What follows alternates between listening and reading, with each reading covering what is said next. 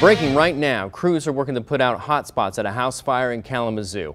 And 24-Hour News 8's Mark Thompson has been gathering details at the scene now for several hours. Mark, what have you been able to learn so far? We've been telling you all morning long how that deadline came and went just before 1 a.m. our time. So far, no response. Let's get straight to the live desk in 24-Hour News 8's Amanda Jarrett. She's been checking Twitter and the wires all morning long. We're on top of a lot of breaking news that's happening across the area here. We have a fire that's going on in Kentwood. We have a lot of weather to talk about here. We also have some breaking international news. They believe that this building is going to start collapsing here. And what you're looking at right now is the first base side. Breaking right now, northbound US 131 at Shaver Road. It's closed. There was a crash in Kalamazoo County. A lot of snow is falling overnight. Here's going to cause some trouble on the roads. In fact, let's take a look at one of the problems that's going on right now. Looking at southbound 131. Matt and I taking a step outside to look at snow totals all across the region. Also going to be looking at roads, that sort of thing. Terry and Emily upstairs right now in the tracking center looking at the forecast. I guess the snow's mostly over, huh, Terry? If you've left your car outside, you don't have a garage, you're going to be doing some scraping.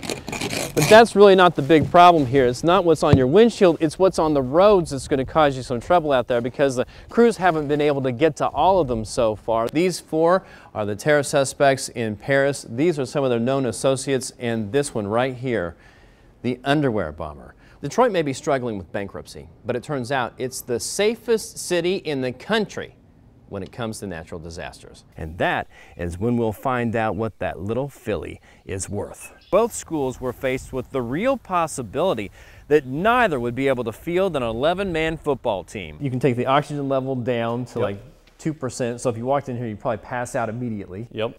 Another thing you can do in the snow, obviously, snow angels. Oh yeah. Let me tell you, this is going to be a great day for any kid who's out there playing in the snow. You go up for that high five with someone, and sometimes it's awkward, yeah, especially in the moment. Everybody's whiffed it at some point. Right. You've been in that situation where you go for the hug and nobody was expecting it. Right, you know, exactly. Especially when you get a bunch of guys in their 50s and 60s, they probably haven't done that in years. This is the coolest thing I've ever seen on one of our sky cams, and I've been anchoring this newscast for 8 years now. Better than spiders crawling across the lens. Usually, yeah, oh, there he goes. Oh, you scared him away, Emily. See you, guy. We'll be right back. We are waking up to a slippery morning out there. Snow and freezing rain have been falling overnight. The radar lit up all different colors right now. Terry tracking the whole thing for us and making sure you're ready for the day ahead. Take it slow as you head out today on the roads. We're hearing of a lot of slide-offs and rollover crashes all across West Michigan right now. We've been calling dispatchers all morning long. We'll let you know what they're telling us about the conditions out there on the roads and where things are backed up. Live from 24-Hour News 8, this is Daybreak. Good morning, everyone, and welcome to Daybreak. I'm Emily Leonard. And I'm Brett Thomas. It is 6 a.m. right now, and it is a real mess out there. We're waking up to some really icy conditions. The radar looks like pretty much a coloring book. Blues and greens, even some purples out there. Our scanners have been lighting up with rollover crashes and cars sliding off of highways into ditches. That's right. All right, thank you, Amanda. Some very specific details there, but right now we want to get down to the newsroom where Coco has been making calls to dispatchers all morning long, giving us an idea of what they're seeing out there. What are you hearing so far, Coco? And that is the real danger here. It's really difficult to tell the difference between where it's been salted and where it's icy right now, so you're going to want to back it down. Don't take any chances here. We have dozens of crashes we've been telling you about here this morning, hundreds of school closings, including Grand Rapids Public. That one just came in. It's a biggie. They're closed down. So Grand Rapids Public school kids, you're not going to class today. The roads that we've been telling you about here are a real mess. We got to check in with Jerry Byrne. He's with the Kent County Road Commission, as we always do here. So what are you seeing out there, Jerry? What kind of conditions are you guys facing? Well, the main road. All right, it's 6:11 right now. We're not done with all our coverage of what's going on out on the roads out there. I'm going to head outside here in just a few minutes to give you an idea of what you're going to be seeing when you do head out, when you have to scrape off your windshield. So we'll have more on that coming up here shortly. Also, as you're out there in the parking lot, Toyota is recalling thousands of cars this morning. Take a peek around. This is a situation you're going to find when you do head out today. If you've left your car outside, you don't have a garage, you're going to be doing some scraping. But that's really not the big problem here. It's not what's on your windshield, it's what's on the roads that's going to cause you some trouble out there, because the crews haven't been able to get to all of them so far. They haven't been able to salt all the roads, and that's why we're seeing all those crashes all across West Michigan. Take a look at this. This part of the road of our parking lot has been salted, not too bad. This part has not been salted. It's nice and slick, and it's what you may run into. Real problem here is not so much about there's ice on the roads, is that you can't tell the difference. Take a look behind me here. You see our parking lot, shiny? That's been salted. It's clear, there's plenty of traction on it, but it looks like it's icy. You might run across another spot that looks dull, looks like maybe it's been dried out and it's been salted, and it hasn't been. And that's the moment when you discover too late and start spinning out. So as you do head out on the roads today, be really careful. And keep in mind, you may not have to go out on the roads today because there are a lot of school districts and other businesses that may be closing down. Let's send things back to you, Emily. It's 6:26 right now. Welcome back. A recall alert for you this morning from Toyota this time. The automaker recalling 52,000 vehicles because of a potential fire hazard. The recall affects Avalon sedans made in 2011 and 2012. Toyota says if you put things in the trunk, the wires connected to the audio system can move and make contact with the subwoofer's metal frame. They can then short circuit, and that could cause the subwoofer to overheat, which in turn might cause a fire. No injuries or fires have been reported, though. It's 6:27. We've been keeping a close eye on the roads all morning long. We have a lot of eyes on the roads for us this morning. We're going to check in with Coco, who's been calling dispatchers. Amanda is out there. We're also going to be talking live with Jerry Byrne of the Kent County Road Commission again to find out how his crews are handling the road conditions out there. It's kind of a mess, guys. We'll be right back. Live from 24-Hour News 8, this is Daybreak with Brett, Emily, Terry, and Matt. Well, good morning, everybody. Welcome back to Daybreak. It's 6:31, and of course, we're watching what is turning out to be a pretty dangerous morning out there for anybody who might be heading out on the roads. We do a lot of newscasts that involve snow. But this is one of those situations where you can't necessarily see what's down on the road, but it could be more dangerous than most days when it is snowing out there. Right, you can't. All right, thank you so much, Coco. Well, we talked to Jerry Byrne about half an hour ago with the Kent County Road Commission about conditions that he's seeing out there and his crews are responding to. Let's check in with him again here. So, Jerry, about 30 minutes ago, we were talking to you about the situation. It seems that some of this is starting to slowly move out of the area. Are you seeing any improvement in the road conditions? Well, stand down. This isn't an issue of scraping at all, is it? It's just an issue of getting over that road and dropping the salt on it right away. That's exactly right, Brett. What's about the speed your guys are driving right now when they are out there on these icy roads? And right now we're talking live with NBC's Sarah Doloff. She's in Phoenix right now. So, Sarah, it's basically a skating rink here in West Michigan. What's the weather like down there in Phoenix? Oh, I feel so bad for you guys. I almost don't want to tell you. It has been gorgeous in the 70s. And hey, Sarah, the NFL is saying you can't bring your drones along with you. That's one of the big stories that's coming out today. Is that really a big concern? And what else can't you take to the stadium? You see they roll the field out? That was amazing. That was incredible looking. They can also roll the ceiling, the rooftop back too. You have to think, okay, but you have to, have you seen around the stadium? It's a desert. Oh, I mean, yeah. everything is dead. So they have to take care of that beautiful green field or whatever. Well, you'd expect that it would be something like that, but to roll it up like that, that was never amazing. seen that before. I have not either. Wow. All right. We are watching the roads out there for you today here. Wish we could roll up the ice and not have to worry about that. Maybe roll up the roads because, man, it's a real mess out there, guys. You're going to want to take your time. Lots of school closings. So many school closings. Take a look at that list. More weather in 90 seconds. Thank you so much, Coco. Let's get straight out to 24 Hour News 8's Amanda Jarrett. She's sitting shotgun right now to give us a perspective of what it's like behind the wheel. So, Amanda, what are you guys seeing out there on the roads? Well, now to a frightening story out of Grand Rapids where police say a 51-year-old homeless man allegedly threatened a Grand Rapids bus driver with a hatchet. All happened at about 5:45 in the area of Barclay Avenue Northeast and Michigan Street near the emergency area at Spectrum Butterworth.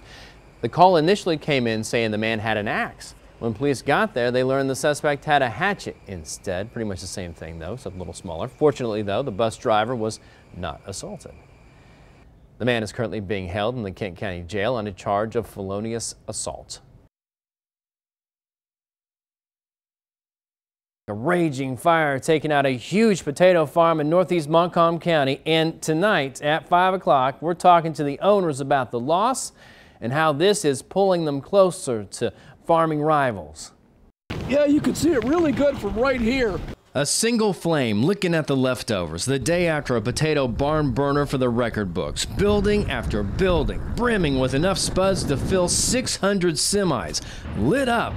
And New Year's Eve may be the difference that kept this story about potatoes and not about people.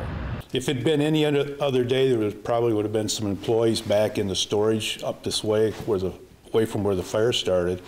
And as fast as it went, they could have been trapped. Trucks, tractors, front-end loaders, buildings, potatoes, all lost, but not lives. And a community of competitor farmers and friends finds itself tight-knit again. We compete against each other for markets and things like that and for land. But when tragedy like this strikes, I think people come together and are all willing to help. A setback for a farm that started in the late 50s by a family named Crooks, growing what will eventually become chips for companies named Frito-Lay, Uncle Ray, and more. It was all insured. It's not a total loss. There are more buildings, and the resolve to start again is still strong. But it means the 2015 table is set and starting early for Crooks Potato Farm. And it's going to be a lot of work. That work starts now. They say they are well insured, but they've got a lot to do before the spring growing season.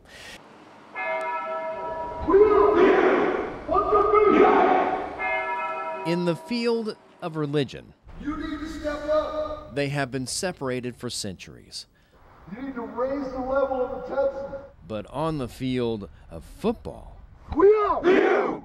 1, 2, 3. United. It is an unlikely alliance. We're gonna have that kid go there, just step there. Kalamazoo Christian and Hackett Catholic Central fielding a team together, joining forces. Go put your cleats on. Coaches, programs, players. You have two rich heritage schools coming together, two private faith-based schools that have been going at it for how many years coming together. It is big. It is big.